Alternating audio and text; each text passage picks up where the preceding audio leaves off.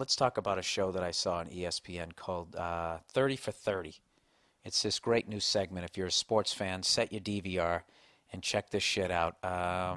They're doing stories on who killed the USFL, the United States Football League, which I didn't know somebody killed it. I just thought it didn't work out. But not everybody thought it was a great idea.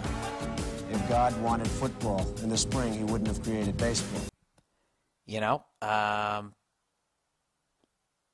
lot of people don't know this. I actually went to a USFL game. I saw the Boston Breakers versus the Washington Federals at Nickerson Field in Boston, Massachusetts. And the Boston Breakers won, and it was almost a capacity crowd, just out of curiosity. And I still remember a lot of the teams. Philadelphia Stars, the New Jersey Generals, owned by Donald Trump, had Herschel Walker and Doug Flutie. Remember that shit? Michigan Panthers won it the first year. Bobby A. Bear, is that who was the quarterback, or then went and played with the Saints? Believe it or not, I'm not looking this shit up on the internet. I actually remember this stuff. And my favorite fucking helmet, I thought the Michigan Panthers had a cool helmet, but I liked Oakland. They had like that fist holding the lightning bolt on that yellow helmet. It was the shit. You know the Dolphins helmet has a dolphin on it? And that dolphin is also wearing a helmet.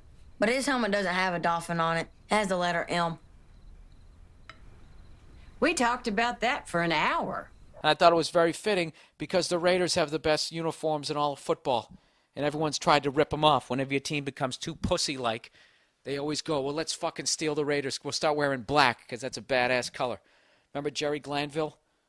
Huh? Speaking of marshmallows, that doughboy, remember that? When nobody respected the Houston Oilers, all of a sudden he gets a black satin fucking Houston Oilers jacket. I don't know what the fuck I'm talking about. So anyway, I watched one episode of it. I can't recommend it high enough. I watched one on the University of Miami called The U, and it was talking about the heyday of the University of Miami. And just when South Florida became the hub as the premier area for high school football talent, that's when Miami flourished.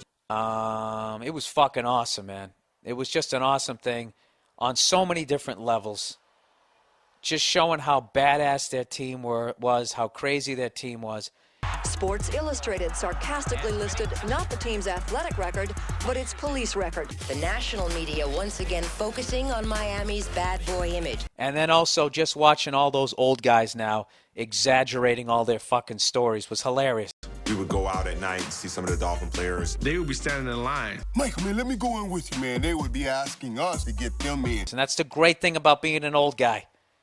If you did something at 8, when you retell the story, you did it at 15. And they were doing it to such a ridiculous level that I almost forgot that I was alive when that shit was going down because it sounded like a brand new story to me.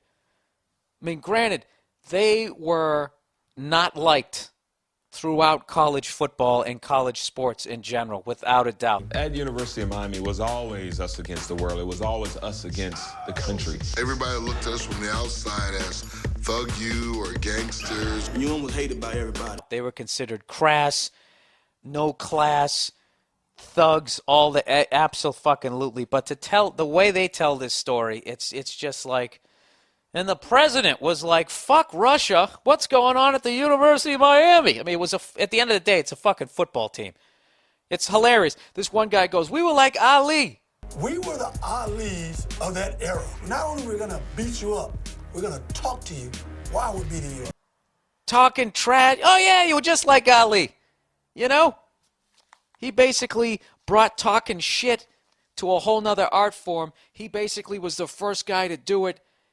Not even on a national, he did it on a global level, and he was also stripped of his title because he wouldn't go to war because of religious reasons, and he stuck by it. Ladies and gentlemen, Mr. Muhammad Ali has just refused to be inducted into the United States Armed Forces. He refused induction on the grounds of his religious convictions. And you guys grabbed your dicks after catching touchdown passes? Oh yeah, that's the same thing. You would just like it. The Miami team has had several off-field incidents this season. There was Jerome Brown's lost handgun, Melvin Bratton's shoplifting charge, the Autogate controversy over fancy leased cars, players George Myra Jr. and Michael Irvin involved in disagreements with campus police. I got places to go and I got people to see. If anyone you ain't seen me. I'm wanted. Just means I'm high in demand. What's up, Pig City? But you wouldn't Pig Town understand. Entertainment.